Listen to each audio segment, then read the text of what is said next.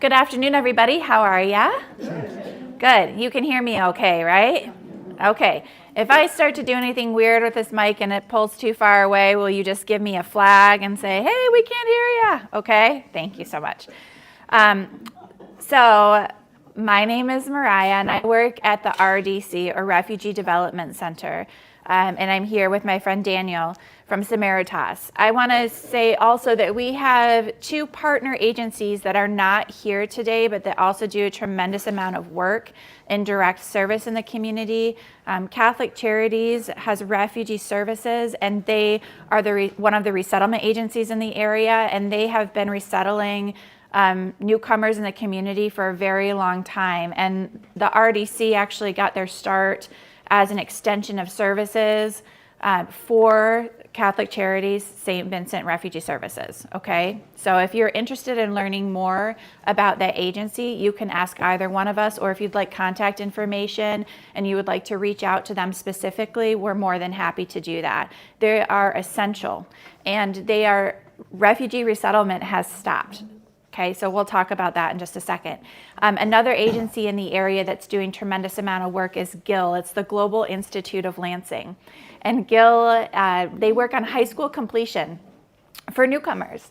And so I used to teach at Lansing Community College, and I would have students come in and they would be working on their English skills, but they didn't have their high school diploma, so they couldn't get grants or Pell or scholarships because they didn't have their high school diploma. So then they would have to stop and go back and get their high school diploma, or maybe they had it and they completed it, but they didn't have any proof, and so the federal government would require it. So GIL helps with that, and they also are an amazing organization, and we partner with them regularly. So I just wanted to take a second and uplift both those organizations because they are just really worthy, and we appreciate them so much. So if you'd like information on them, just let us know. Okay? Okay, great. Also, this presentation is for you, and it's for us. So I'm so grateful to my friend Donna, who invited us to be here today to talk with you all because we need you. We all need each other. So I also was attending activities on Saturday, and my heart was so full at the number of people that were also attending activities. But I had a lot of friends who contacted me and said, I was not able to attend activities for various reasons, but I still care so much about all of the things that are happening, and I just think that we have so much work to do. And so some of that happens on a Saturday, and some of that happens here, and some of it happens on a phone call or online or a letter or conversation or over lunch. So I just really appreciate this opportunity. And I think for some of you, you've been doing this for a very long time and have incredible amounts of experience and wisdom to bring to this conversation. And I welcome you to reach out to me. I would love to give you a tour of the RDC Newcomer Center and invite you in, even if it's just yourself. Perhaps it's you and a neighbor or a group of friends or a colleague. Please reach out to me and I can give you a tour. You can see our center in action. We have hundreds of people walking through our doors every day. We have summer programming going on. It's amazing. It's very exciting. And we would welcome that opportunity to show you that space. But we can't do it if you don't have an appointment. The doors are closed for security. It's only open to the students and to people that we are expecting, okay? So please know that you're welcome to come, but just reach out to me and we can make that appointment.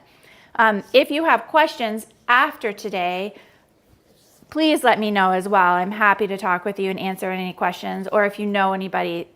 Our web and our network, this community that we have here, is really what gives me strength and power every day when I'm getting up. This is what I know that we can depend on. It's the people here in this room, right? I know for sure that we have each other. I know that that is 100%. Our funding, I don't know from day to day what's going to happen. Our policies are questionable. I don't know what to believe or what to depend on, but what's happening here in the greater Lansing area, I can believe. So anyway, we'll just move forward, okay? You get what I'm saying. All right. This is a little promo video. It's just a couple minutes long. We made it a couple years ago. This is a filmmaker from Traverse City who came down and filmed this. You can listen to these folks. They do a much better job than I do explaining the center. But I just want to point out that we don't have as many people in these shots because of privacy, because we take privacy very seriously. So the people that are in these shots all signed a release so that they could be in the video. Karibuni, jisikie nyumbani. Todos son bienvenidos aquí. أنت مرحب بك هنا. Uhawikaze hano. Minglaba alongo joso bareshe. شما همگی اینجا خوش آمدین. Bienvenue isitla. You know, the RDC to me is just this, it's community. It's a bright spot in my life, and I think in many people's lives. Typically, services only last for about 3 months or 90 days, and then it's expected that a lot of folks are on their own and able to be self-sufficient, and our co-founders recognized that there was more that was needed, and that's how the RDC was born. I eat toast. And drink tea. So my name is Muta. I am the Digital Literacy and Learning Coordinator here at the Refugee Development Center. The huge barrier to most of our students is language barrier. In my country, English is a foreign language, I will tell you, because it's only 5% of the population of Tanzania can communicate in English. So the struggle that I had to learn the language, to be able to communicate, I feel these people when they come here. They go through so much in terms of them being able to communicate, them being able to use a computer if they've never used it in the past, then being able to even communicate through emails, because they receive these emails in English. They need to have somebody who can read and translate for them. After a month, 2, 3, up to 6 months, most people, you see them building that confidence of being able to express themselves. It brings me a lot of joy because I know what they're going through in terms of learning a new language. Toast and drinking. I drink tea for breakfast. Good. Then I go to English class. The best thing about RDC, they teach us English. When I come here first, I didn't know nothing about English, and then right now, I'm doing well. One of my favorite memories of RDC is when we go in the field trips and having fun, seeing a lot of stuff. I like in RDC, like when I'm come to here, I see my friend like Grace. She is my bestie, and I think I like my teacher, Mr. Jackson, Mr. Different, and Mr. Jackie. My name is Jihad Yunus. I'm from Egypt. All teachers here very good. Help all people for her heart. There's so many stories of impact with families and individuals that walk through our doors, and I think Jihad is a perfect example of that. She comes to the center nearly every single day with her children and interacts with so many of our programs. She's engaged in our English class. Her youngest is in our First Steps early literacy program. Her middle children are in our youth mentoring and tutoring programs. She takes them to our drumming circle. She's learned how to drive on the driving simulator. And I think that is representative of a lot of the stories that we have here at the RDC and in our Newcomer Center, where people are able to access a wide variety of programming that meets the needs of so many different individuals in the family. And that brings so much joy to us at the RDC, because we're able to provide those really critical services that wrap around the entire family. Hello, I'm Khatra Miri. I'm from Afghanistan, and I have been started my studying at the RDC since 1 year. Also for I have a baby, so for me, a nursery room with teacher Lucy, teacher Pat, teacher Aisha, they are very kind. So when I go to the English class, my feeling is very comfortable. I'm sure my baby is safe and he will be okay. Most of our kids came to this country and they have not had the experience of being a kid. So seeing our kids enjoying playing outside in the playground, just being silly little goofs, it's really nourishing because most of these kids had a interrupted childhood. So being able to let them enjoy being kids, it's really, really important for us. Sometimes from Latino, sometimes from African, sometimes from Arabic, and all together in the end will be one family. We started with RDC family and will be a huge family from everyone in the world. This is important.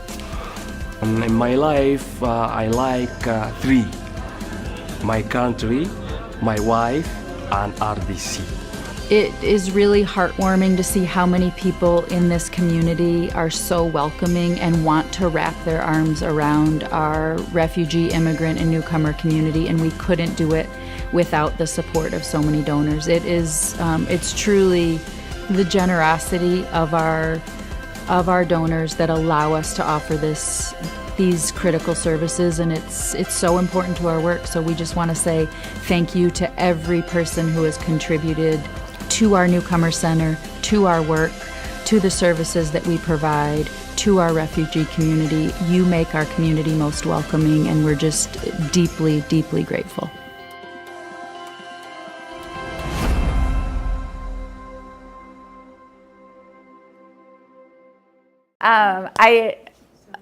When we were making this video, it was really important that we communicated a little bit about the tone and the respect that's necessary in having a newcomer center in a community like Lansing, because resettlement's been going on here for so long.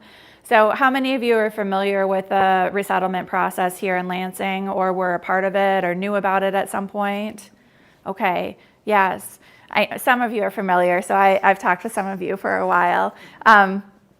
So resettlement's been happening for a very long time. The Vietnam War, we have lots of Vietnamese community folks here and Hmong community, and it's integrated, folks are integrated into our community, and it has been so successful in Lansing that we have welcomed 600, 700 people every year here.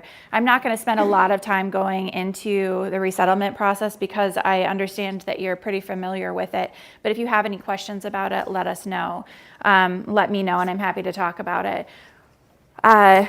We were created as an extension of services to help kind of ease that process for folks who are in the community, and thank you. And to help community to understand what's going on and the cultural needs of and expectations on both sides of new community members coming in here. And that's still how we work today. We're learning. We're just a bunch of, students, really, as we all are, on every side. And so we're looking to fill some gaps. And so every day I have the pleasure of coming to the RDC Newcomer Center and learning from some amazing people from all around the world. And it's humbling and really expansive. We have so many languages and so many countries present. We have on staff over 32 languages to meet the folks that are coming through the doors in a welcoming and respectful way. We have over 60 countries present in our classrooms and our programs. It is just tremendous, the groups of folks that we have in Lansing here. And I welcome you to come through. But that takes work, and that takes support, and it takes funding, and it takes awareness. So we have adult programs and youth programs. We have programs like navigation, so that's health and housing. That program addresses things like if you're sitting in a classroom and you are distracted because you have a toothache, it's hard for you to learn, and it's hard for you to learn English. Or if you're worried because your child, went off to school and they have a stomach ache and you don't know how to make a doctor's appointment, or you don't have a doctor, or you got a bill and you don't know that you're going to be able to pay your utility bill, or your landlord is harassing you and you don't know what to do about that. Those are critical things that are going on in your life, and it's going to keep you from being able to focus on your English lesson at hand. Those things are addressed in the navigation office, and we have 2 staff, and we just lost our funding for that program. I know this is being recorded, so I'm really gonna keep it together. We are resilient and we have diversified funding. And so we're going to adapt our program, and we are applying for different grants. To give you a little bit more context, there's a crisis in the community with an apartment complex where people were living in some really inadequate housing and dilapidated housing. And the city sued that apartment complex so that that apartment complex would be accountable, and that apartment complex closed.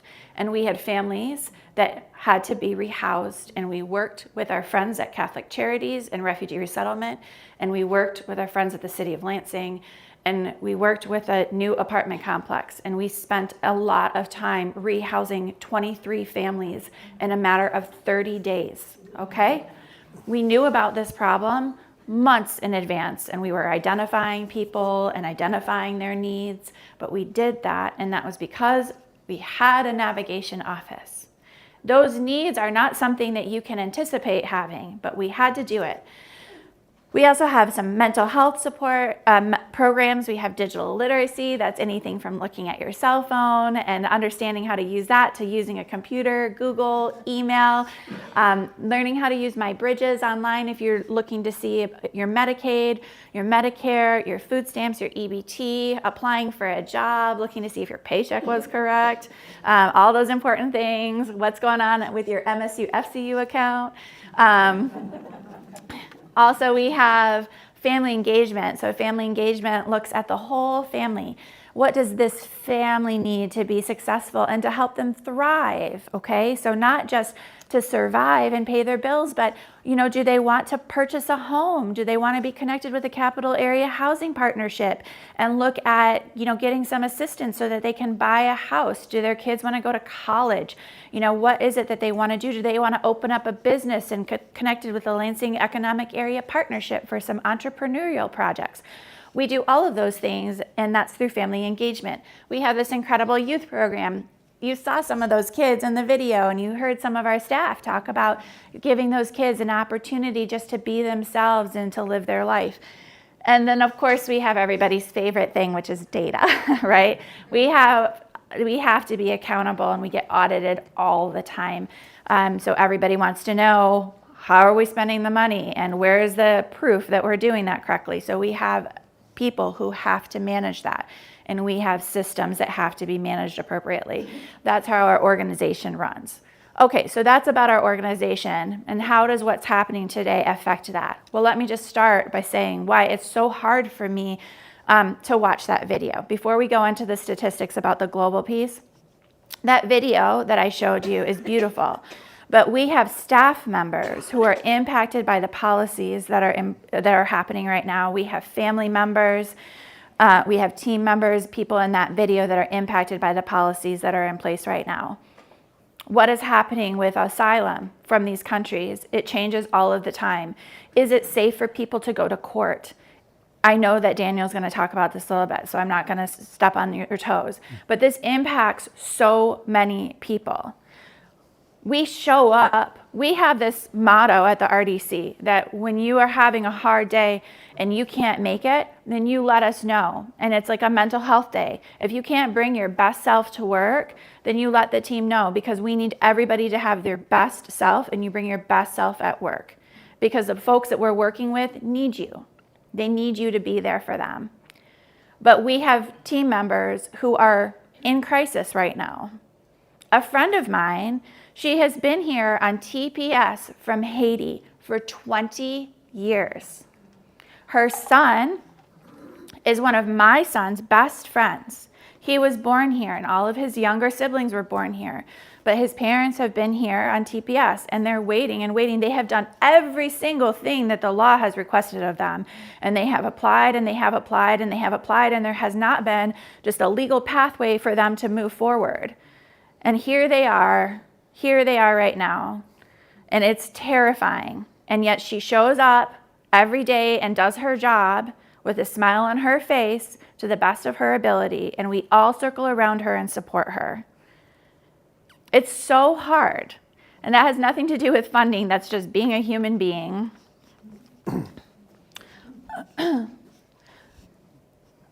So we have a really cool sewing program. This allows us to do some mental health, which clearly I should probably sign up for.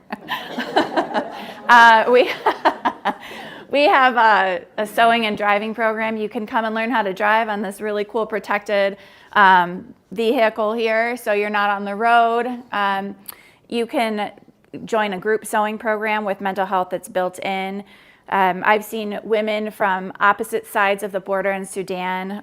One was a Christian, one was a Muslim, who are seniors, and they found each other and a friendship and mended pain that had been there for decades and decades in the sewing program, so much so that one of them made the other one a dress.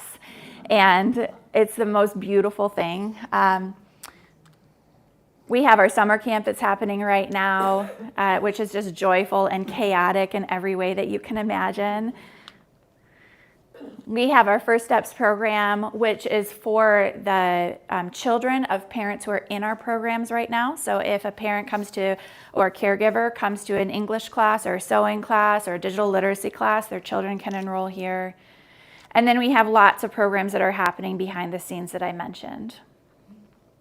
So I'm brushing past the refugee statistic or definition because I assume that you know. Do you know what it means to be a refugee in this room? Well, not really. Not really? Okay. I don't know how You want me to go back? Okay. even get in. Okay. Okay. I'm watching the time. I know it's almost your time. You can so. step on my toes anytime you want. Well, we're kind of crossing over here a little bit, okay? So refugees are a specific case for admission here, and it happens before they enter into the United States. So a refugee is somebody who has flees their country, okay? And I don't mean to look specifically at you because you asked me to define this. A refugee is somebody who has to flee their country because they are in fear of their life, because of this definition of persecution. They fear that they are going to, or their family are going to be murdered. They fear that they cannot stay in their country. So they have to flee their country, not their city, not their neighborhood, not their community, but they have to leave the border of their country to another country for safety. And then they have to connect with an agency that can get them refugee status. It's very hard and very rare for this to happen. Most people who are fleeing their home oftentimes stay within their country or end up in a neighboring country and never become a refugee, either because it's too hard for them to get out of their country and they're considered an internally displaced person, or because they never get connected to an agency that can give them the refugee status, or because they cannot prove that they fit this specific definition. And this definition is hard. So it was written many times. This is the definition that they stuck with in 1951. 1952 it was written in the United States. I think in 1980 actually put it into their own written declaration. But it's specific in race, religion, nationality, membership of a particular social group, or political opinion. So there's certain areas that are a little murky, like LGBTQ status, and then there's definitely nothing in here for environmental catastrophe, right? And then you have to prove that it's you that was targeted, and you have to have identification that says that you're targeted. If you're connected with an organization, you can prove that you are who you say you are, and you can prove that you were indeed persecuted, and they believe you, and then you are approved for refugee resettlement, then you could be admitted into one of a handful of countries, which United States was one of them, is not now, for resettlement. But that was less than 1%, okay? Do you want to add anything to that, Daniel? Okay. Take your time. I'm going to move very quickly because I want to give Dan his his time. So we have 122.6 million people are forcibly displaced around the world. That is a lot of people. And every year it goes up. These statistics are from the UNHCR. They release their new data every June. So there will be new information going out probably in a couple of weeks. This was mid-2024. Of that number, 37.9 million are refugees. Most of the folks were coming from Syria, Venezuela, Ukraine, and Afghanistan. And the countries that are hosting most of those folks are their neighbors. So that's Iran, Turkey, Colombia, Germany, and Uganda. The one that sticks out to me, the couple that I think stick out to me the most, are the ones about children. 47 million are children, and 2 million children were born as refugees. Resettlement in the United States, we're looking at Democratic Republic of Congo, Afghanistan, Venezuela, Syria, and Myanmar. That was 2024. Now it's 0. There's nobody coming in except for where? But I'd like to point out that those folks are not refugees by international standards. Okay? I also just want to show this graph because I think it's very interesting that in 1980, we had our numbers near 240,000. And here we are in 2025, and now we know we're at 0, right? I don't know how many of you remember sitting around the dining room table talking about the influx of refugees in 1980. No? You don't remember worrying, oh, what is it going to do to our culture? Oh, what are we going to do with all these people coming into our community, stealing our jobs? Do you know what groups of people these were? Oops, sorry. The Bosnians.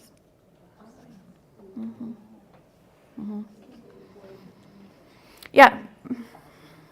Politics and other factors. You can say it, I can't. Here we are, refugee arrivals in Lansing. So here's another statistic for you. So we have, you can just see the graph. So you can see that this is in 2012. And we had our peaks, right? 2016. We know what happened in 2017. And then it takes a while for things to correct because systems get broken, channels get broken. So, if we said, well, we're going to receive refugees again tomorrow, it's going to take a while for those channels to open again. But right now we're at 0, right? We had a few folks that came as special immigrant visas and a few family reunifications, but now we're not seeing anything. We'll see if a couple of families move up from the south, but that's about it. So we work with pretty much anyone who wants to work with us. It takes all of us. At the RDC, our specialty is that we are a center that works with everybody, and our students feel safe, and we have language support there, and we have English classes, and we're English teachers, and we're educators, but we work with finance specialists, we work with DHS. We don't do it alone. We need specialists. So that's why we welcome you. And we can talk about how to get there in the future, but I want to pass this over to Dan so he can get started with his presentation. Thank you so much for your time. Thank you very much, Mariah. I'll set up the PowerPoint for you. Okay. Well, that was flawless, right? I hope that you didn't steal all the technological good karma, but that was great. And yes, we're one of those partners that work with RDC. RDC is really one of the reasons why Ingham County and the area is one of the best places for a refugee to resettle in the whole country, not just the state of Michigan. Thanks, Dan. Okay. So I am from Samaritas. So Samaritas has been around for quite a while. 2024 is our 90th year of business, and we do a lot of different programs around the state. Domestic foster care, family preservation. So refugee resettlement over the last 10 years has become the largest part of what Samaritas does. And as Mariah mentioned in her presentation, With the current administration, that resettlement has come down to zero, right? So you can imagine what impact that can have on our business. Luckily, we've dealt with this before, so we're pivoting. We're focusing on some fundraising and those sorts of things. I'm going to fast forward through a lot of these. I have a large presentation. I tried to downsize it for today, but it doesn't really give me too much ability to do that in the way we work this out. So refugee resettlement is paused, but the department I work in specifically is called Refugee Youth Services. And I know you guys are a really knowledgeable group, but this is really a small program, right? There's only 2 agencies in the state and about 30 in the whole country that do this.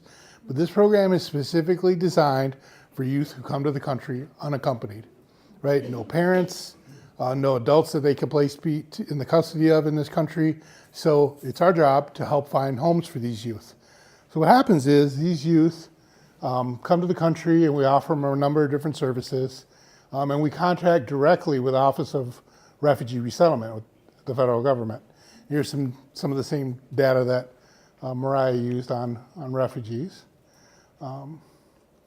So unaccompanied refugee minors and unaccompanied children are the 2 classifications that are used for this group of youth. I like to say that the earliest documented case of an unaccompanied refugee child is Moses, right? When his parents floated him down the Nile River, they didn't know if he was going to live or to die, but they hoped for better than a slave's life, right? And that's what happens with a lot of these young people. They're really just taking a chance. Who wants to be uprooted and come to another country? Who wants to leave their home, everything that they've known, their culture, their loved ones? Not really many people want to do that. And these kids don't really want to do that either, but they're in this situation where they have to if they want to live. So the 2 classifications are unaccompanied refugee minors. We've worked with this classification since the 1970s. So an unaccompanied refugee minor is a youth who receives that refugee status overseas. And they're maybe in a neighboring country at a refugee camp, and then they're resettled by the Department of State, okay? The next classification is unaccompanied children. These are youth who are coming to the border and saying, I'm a refugee. Just like you're supposed to, they're following the process, but they're really coming to the border to start that process from the beginning versus having that decided before they get here. So when you see the news and you hear about youth coming, this is generally the population that they're talking about. And their hope is to receive that unaccompanied refugee minor status before they turn 18. If they receive it before they turn 18, when they turn 18, they'll be on a path to citizenship. They'll be able to get a green card, they'll be able to become a citizen.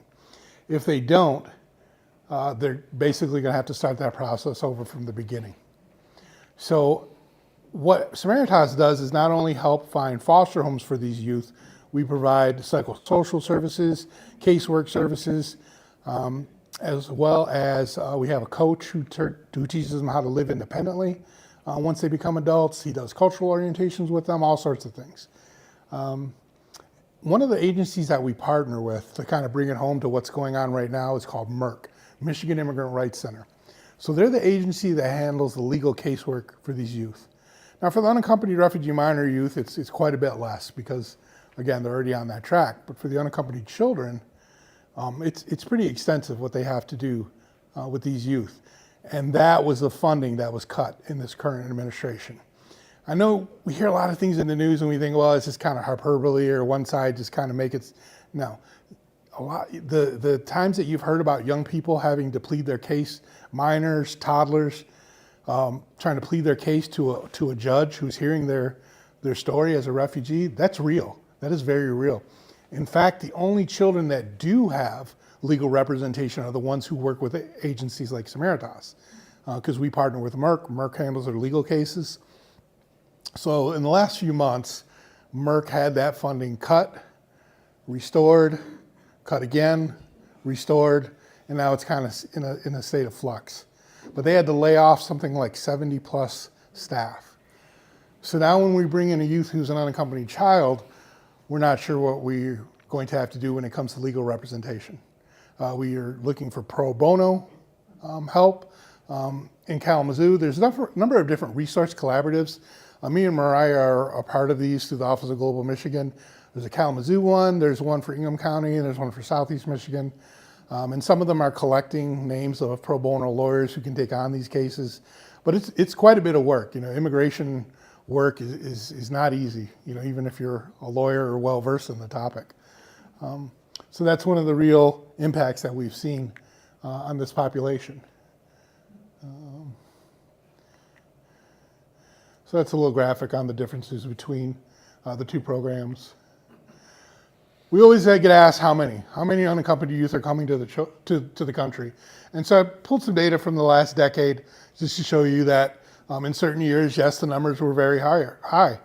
When people think, young people especially, if they think they have a chance at a better life here, they're going to come. And you see, of course, in 2020, it was almost nothing. And then during the previous administration, the numbers were pretty high because that administration was following the law. These young people were coming, saying they're refugees, wanting to enter the country as a refugee and have the due process to hear their case heard. But due to the lack of courts and judges to hear their cases, there's a backlog. It's not really something, that we kind of get into the weeds of sometimes when we talk about immigration and refugees in this country. But it's a very simple answer as to why there's so many refugees who are waiting to hear their cases heard, because there's no judges and courts to hear them. Or at least not enough, I should say. Some data on some of the places that we serve people from. One of the interesting things that we've seen is over the last 10 years, the majority of youth who have come into this program were from Central America.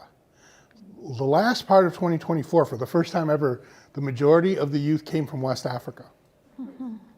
And you just look at the news, we don't always get on our 6 p.m. news, a lot of international news, but if a few sites, BBC News, they'll talk about some of the things that are going on in this country and why so many are coming. We get youth from the Middle East, Asia, all over.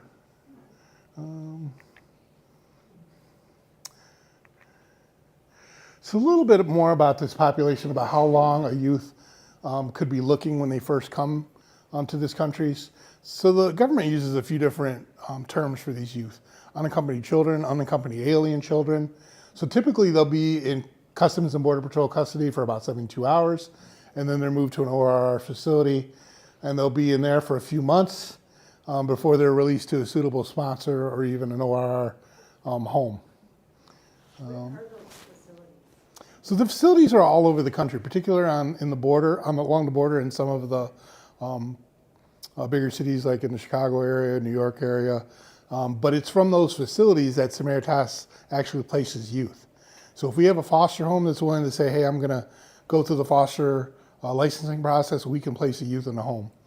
And trust me, that home is going to be way better than living in one of those ORR facilities. You kind of imagine, what they're like. They're very cold, sterile places without any really familial connections or that sort of thing.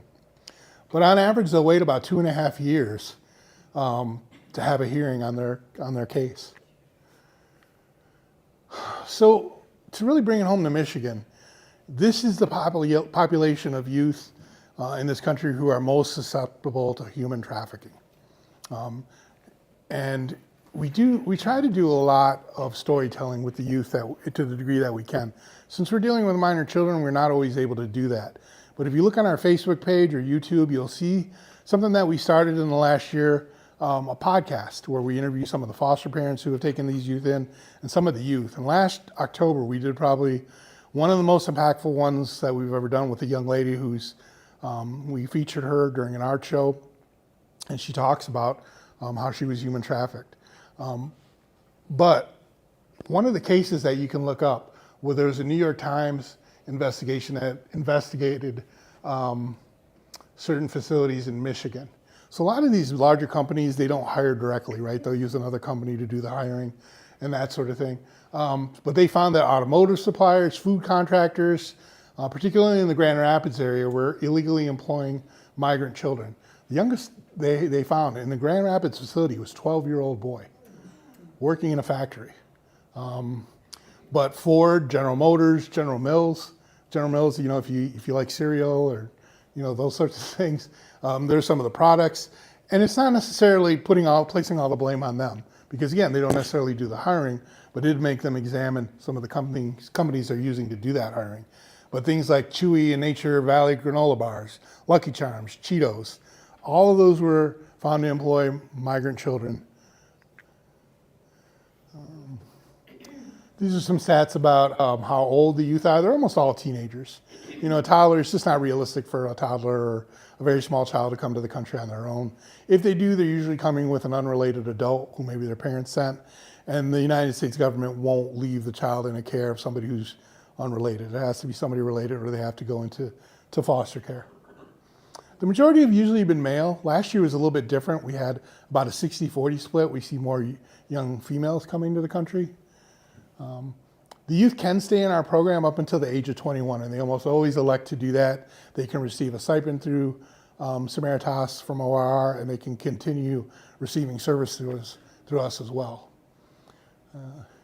So teenage refugees, you know, they're dealing with a lot of different things. Learning a new language, navigating a new culture, attending high school, finding a job. I've never met a refugee young person who, one of the first things that came out of their mouth was, how do I find a job?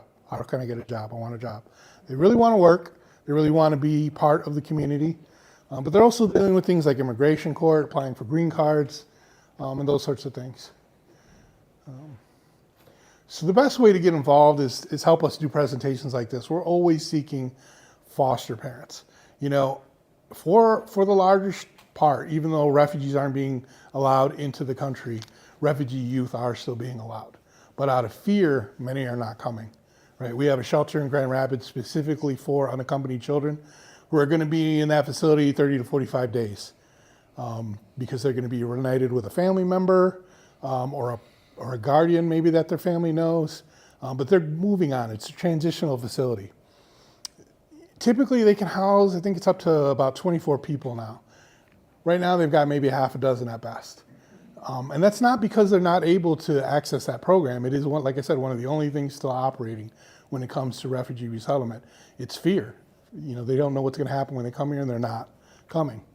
We've also seen kind of a reduction in the number of people who inquire about our programs. I've worked in this department for quite a while. You know, I worked when the Biden administration took over, and we had a huge influx of families, you know, wanting to help, wanting to sign up to take in a youth. We also have people who rent rooms to some of these youth after they turn 18, which is a great program if you're ever interested, if you got an extra room in your house to help one of these youth out. You don't have to change any diapers or anything like that, which is great. But yeah, out of fear, a lot of them are coming. But we saw that huge influx of people who wanted to help. And we, as a department, set records in the number of houses we were licensing for foster care. And then all of a sudden this year happened, and it's kind of gone right down. The other big influx we had was when the U.S. pulled out of Afghanistan. And we saw just dozens and dozens of Afghan youth flee Afghanistan and come here as unaccompanied children. Normally they'd come as unaccompanied refugee minors, but unprecedented situation, right? Total crisis situation. They just had to come, and they had to come now out of fear of you know, persecution from the incoming Taliban government. Most of our homes don't speak another language. People always ask, well, do I got to speak another language or something like that? No. It's great if you do, but they actually make these earbuds we use now in some of our facilities, and some of our staff use them. You can put an earbud in your ear and the person you're talking to's ear, and it does real-time translation. You can hear each other in your own language. It's great. It's absolutely fantastic. The facility in Grand Rapids, yeah, you can kind of do it through a cell phone, but this is like real-time right in your ear. And they even make handheld ones now that are about the size of a cell phone that you can read it on the cell phone. But some great technology out there. There's a little bit more about our rental room program. The foster care licensing program is pretty extensive. You know, you have to do a home study. There's always going to be a home study and a lot of paperwork, as you can imagine, when you're going to take in a youth, you know, or a minor child. But the rental room program is a little less stringent, and you're really kind of acting as a mentor to this young person. You're renting them a room in the house. You're not doing everything for them. You really want to guide them. You know, okay, here's how you get to public transportation. Here's how you make these appointments. Here's where you go for this or that. As you can imagine, when you're in country for a year or two, you have a lot of time to, you know, transition into adulthood. We're also seeking mentors, especially in this area. For some reason right now, we have a ton of volunteers in Southeast Michigan who want to be mentors, but the majority of our youth are placed here. So if you're a young person in Southeast Michigan, you got a whole pool of people who are willing to be your mentor. But most of our children are in Ingham County, and we don't have quite as many mentors as we need. Generally, we've almost got enough, but we could definitely use more. And that's really taking time out of every month to make contact with them, check in on them, be another adult. I don't know, for some reason, I've raised a couple of kids, but for some reason, I can tell them, something a dozen times. But if another adult says it, oh, okay, maybe you're right, right? We also provide them with tutors. We hire quite a few college students, retired teachers and educators and that sort of thing. As you can imagine, if you're taking a year to get here, because you're traveling by train or by foot, that sort of thing, you can fall behind in school, so we hire tutors to work with the youth. We also operate these group homes in Jackson and Grand Rapids. If you know anybody in Jackson, we're really seeking homes that will rent rooms to the youth in Jackson. What we find there is that a lot of the youth in that facility, when they turn 18, they have to move out, but they're still finishing high school. And if they leave in their senior year, the program they're in, they're going to lose a lot of progress. And so I'm happy to say, though, that we're in the process of licensing our first rental room home in Jackson. If you know anything about Jackson, it is not a community that has a lot of rental property. It's just not that kind of place. Oops.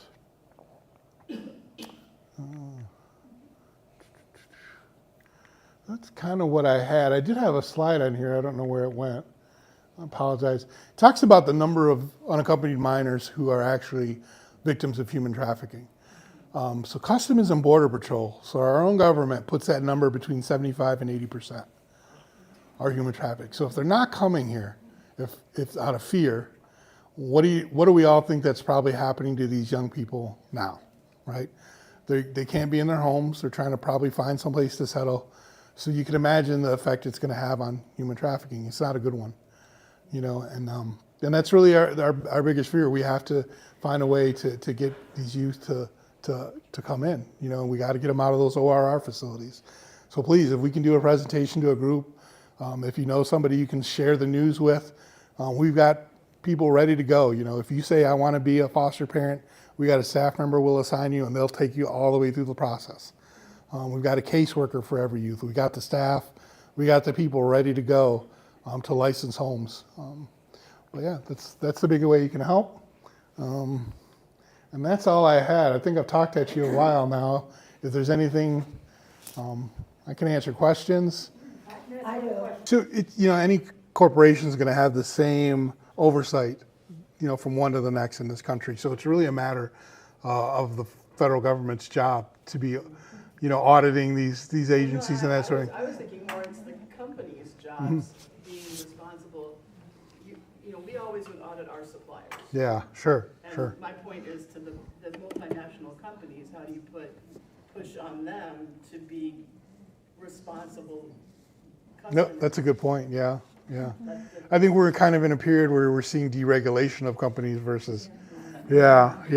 I mean, on a personal level, Samaritas has had to do quite a bit of fundraising since refugee resettlement has been stopped because, like RDC or any of the other agencies, all the people that we've already brought here didn't all of a sudden disappear. They're still on our caseload, but the funding's gone. So we have a relationship with corporations, but in some of these cases, it's kind of like the question of, does anybody know how many departments there are in the federal government? Mm-hmm. It depends who you ask and what day. I mean, does a bureau, there's so many terms that are similar to the department. Right. Nobody can definitively answer that question. It's the same with corporations. Things are so compartmentalized. I mean, I guess I would say that I doubt that the CEO or the board of directors actually know anything about the company that's doing the hiring for the company. It's, yeah. It's because it took this New York Times investigation to really reveal, the extent of it. I mean, a 12-year-old boy, he probably didn't come across as 12, but who's keeping an eye out and auditing that company's work? Yeah. Well, what I find is it's incomplete. And how much an hour are they being paid? You talk about exploitation. I want to know how much they're paid, what their hours are, and do they receive overtime? And how old are they? it's an incomplete Yeah. information. Mhm. I'd like more. Yeah, the New York Times investigation will go into more detail about that sort of thing. You Yep. don't know what the, Off the top of my head, I don't know all those numbers. Yeah, yeah. I find it, I mean, like in the Grand Rapids area, Mhm. the refugee resettlement program is really strong. Mhm. And they help people get jobs. And so, I've been involved with refugees for more than 30 years. Yeah. As well as international students at MSU. And so I've been a sponsor, I've been a host home, I have a lot of experience. And so the people want to work and they're willing to work. Mhm. And so, we have minimum wage. Yeah. And so forth. So in this case, like the youth that was, found to be working at 12, he didn't come here through a refugee resettlement agency. What? They didn't come through a refugee resettlement agency. Yes, they did. No, the 12-year-old. The 12-year-old, yeah. Yeah, in this case that the New York Times found. Yeah, so in general, those people who are victims of human trafficking, yeah, they weren't coming through there. No. They would have come in an undocumented sense. On a side note, not to take away from this point, but it does remind me of something else that has been on my mind when we talk about the value of resettlement in the area. We do welcome in Lansing 600, 700 folks in, and if you're an adult of working age and working capacity, and you don't have children that need you to be at home taking care of them, you are ushered into the workforce. Within 90 days, you have work authorization, and the expectation is that you are working. And we have some very lucrative employers in the area that depend on newcomers to be successful, and they benefit highly on this labor force. And so if any of you have contacts within some of the big players in this area, perhaps lean on them, and I would love to be in a conversation with any of them, just to say hello and what are you doing today, and what are your thoughts on the world as we move forward, because we all need each other, and we know that Catholic Charities Refugee Services get 1 million phone calls about looking for workers. From the farms to the corporations. And so I would ask, can we call those corporations at this time and ask them to help us as well? Yeah. Nobody if you're not a citizen, you're not going to qualify for any federal services? Okay. If you're not a citizen, you're not going to qualify for any federal services except for like WIC. WIC, and then of course if you go to an emergency room, they're supposed to serve you, right? And the Office of Refugee Resettlement, for instance, for our youth, they'll give funding for it, right? We have a contract with them. So there is federal dollars that go to that program, but it's for those youth and for the services that they're offered. And right? I can jump in here Yeah, too, sorry. yeah, go ahead. So the refugee definition that I had up there requires that you meet that definition outside of the United States. Asylum law has said that you come to the country that you're seeking safety in. You stand at that border and you knock and you ask for safe harbor at the border of the country that you're seeking safe harbor in. And that is asylum law. That has been asylum law. It has been adjusted, and there's been some changes made to it over the years, and we're not immigration attorneys, but that is asylum law, and that's how asylum law was written, and asylum law required that. Now, everything is changing, and so it's hard to keep track on, like my friend that I said who was here on TPS, she's done everything that was legally required for her to be here. She has been a legal resident of this country for a very long time. We have people that we know who are going to court who are, following all of the policies, and they're terrified that they're going to go and that they're going to be taken away because this administration has deemed them to, ICE has deemed them not to be. Yeah, and that's what we're seeing, we in the election cycle, all the talk is about illegal immigration, right? But what are we seeing now, and what we've kind of personally witnessed is people who are following that process are the ones being returned because they're easy targets, right?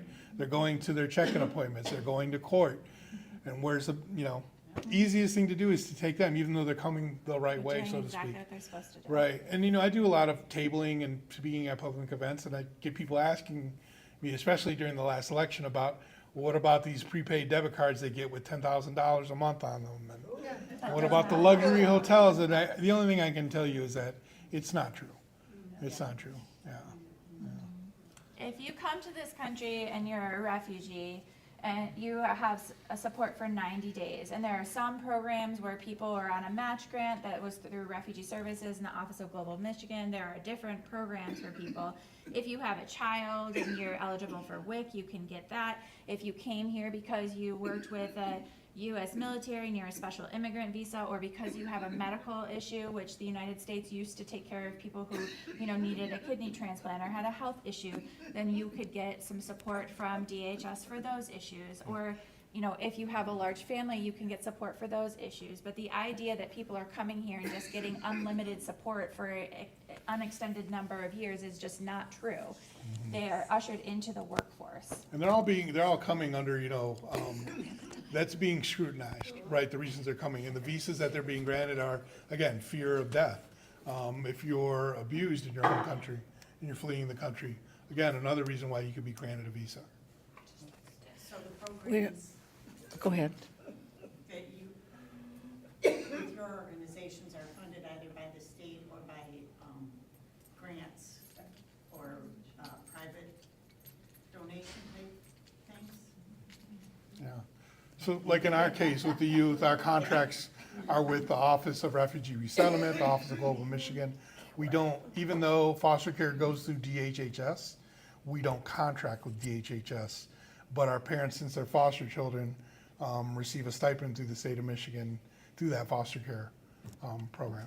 So it's kind of like all these different interconnected things, yeah. Hold on just a second, okay. So the schedule said this lasts until 1 o'clock. She has a meeting to go to that she's about to be late to. So what we really want to do is close this formal off so she can go to her meeting without feeling guilty. It's an important meeting. Yeah. It's a very important meeting, okay? If you have time, you can stick around and answer questions. If you guys have appointments, I want you to be able to leave without feeling guilty because of the way you went to school and you were taught to feel guilty, or your parents did a really good job of that. So let's do that now. And Daniel can answer some more questions. Let's let her do her service.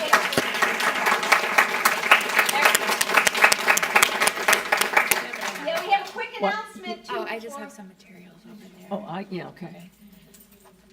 Yeah, please stay in touch with Daniel. I'm Joanne Winkleman. I'm Voter Services, and this City of Lansing, they have a Pride Festival and a Juneteenth festival happening, and we are in need for people to volunteer this weekend to register people at the Juneteenth festival. They have a couple ones going around town. This one is at St. Joseph Park. And I can give you all the information, but if you could give us a couple hours to help register people this weekend, the City of Lansing Clerk's Office would be very appreciative. They have a very small staff. So if you can help register people this weekend, I'll be here, see me, and I'll get you all the information. And you only have to do it for a couple hours because it's going to be blazing hot. Thank you. And then just one more thing, we are taking the month of July off. So, but hopefully in August, we'll be back in with some programming. And that's it. So you're free to go, and you can certainly ask questions if you want. Thank you.